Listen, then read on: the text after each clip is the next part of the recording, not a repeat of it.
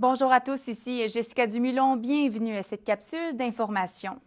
Le 27 août dernier, c'est la dernière fois que Jimmy Larrivée a été aperçu. Il sortait d'un salon de bronzage de la rue Monque dans le secteur de Villemare à Montréal.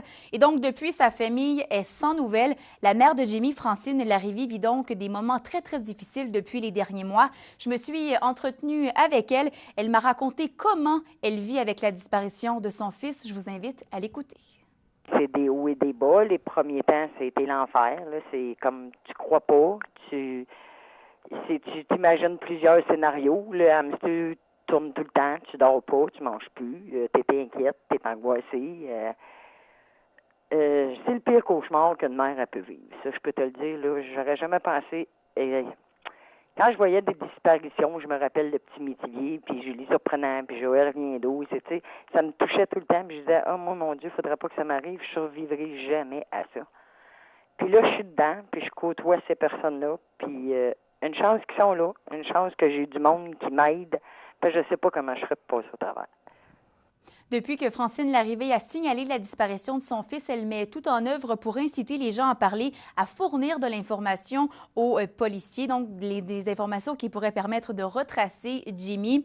En plus d'apposer des affiches dans différents endroits de Montréal, elle a notamment créé une page Facebook concernant la disparition de son fils, cette page que vous pouvez voir à l'écran. Donc, Jimmy Larrivée est âgé de 34 ans. Il mesure 1,73 m et pèse 70 kg. Il a les cheveux châtains et les yeux brun. Il a notamment une cicatrice sur son omoplate gauche et porte une trace de brûlure sur son bras droit. Évidemment, les policiers ont toujours besoin de renseignements dans le dossier pour avancer, pour tenter de retracer cet homme. Si vous en avez, sachez que c'est possible de les transmettre en toute confidentialité aux policiers via la ligne d'Infocrime. Le numéro est celui qui apparaît à l'écran. Et en terminant, je vous laisse entendre la mère du disparu. Elle nous fait part du soutien qu'elle a de parfaits inconnus qui l'aide à traverser les moments qu'elle vit depuis le 27 août dernier. Je vous invite à écouter de nouveau Francine Larrivée. Je vais dire, là, des gens, des inconnus que je connais pas, la solidarité des gens, là, ça me tient. Ils m'encouragent, ils me donnent de la force, ils me donnent de l'énergie, parce qu'à un moment donné, je viens, je suis à terre, je suis plus capable. Là. Puis eux autres, ils vont m'encourager, puis ils me lâchent pas.